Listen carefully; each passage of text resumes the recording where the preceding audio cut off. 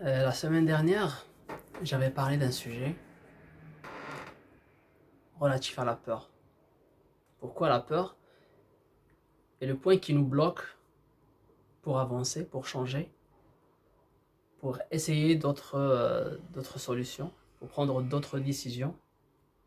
Et j'ai dit que il faut pas avoir peur parce que malgré tout, on peut toujours corriger, on peut toujours revenir à la situation initiale, à la situation d'équilibre. Toujours, même s'il y a un déséquilibre au bout d'un moment, parce qu'on a choisi, on a fait un choix et ça a provoqué un problème, on peut corriger, on peut revenir à la, au point d'équilibre. Et c'est ce qui fait qu'on grandisse en fait. Donc, on avance, on est dans un point de confort, on est dans un état de confort, tout va bien, et là, on a eu une ambition qui arrive, vouloir plus, vouloir progresser, vouloir aller plus haut. Et là, on fait un choix. C'est ce qui fait la différence entre les gens qui restent et les gens qui vont continuer. C'est le courage de faire un choix de transaction. Faire un choix pour grandir, pour passer à l'autre côté. Et il y avait quelqu'un dans un commentaire, un ami qui m'a dit et comment franchir cette peur. Cette peur de et si je fais ce pas-là et ça marche pas, comment je vais faire? Ben, tout simplement, il faut savoir que dans cette vie,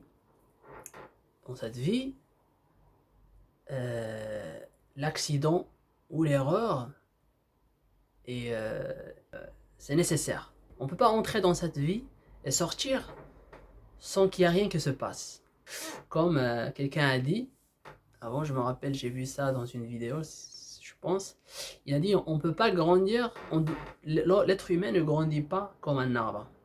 Donc quand on vient à cette vie, il y a forcément des problèmes, un malheur, des accidents, c'est comme ça. Voilà. Donc il faut savoir que tout ça, ça fait partie de notre vie, ça fait partie de notre histoire, ça fait partie de notre livre. Voilà. Voilà. Ça fait partie de notre histoire. L'échec et la réussite, les deux font partie de notre histoire. Il n'y a pas de réussite sans échec et il n'y a pas d'échec sans réussite. Parce que même dans l'échec, on apprend des choses, on grandit, on se transforme, on devient plus dur, on devient plus résistant pour les prochains problèmes qui arrivent, pour les prochaines crises qui peuvent y arriver. Donc, je pense que je l'ai dit avant aussi, c'est que les échecs, les problèmes, les crises, les accidents qui arrivent dans la vie, ce qui est nécessaire, ce qui est normal, c'est des vaccins qui nous donnent une immunité contre les mêmes problèmes ou les mêmes échecs, les mêmes situations difficiles qui peuvent arriver par la suite.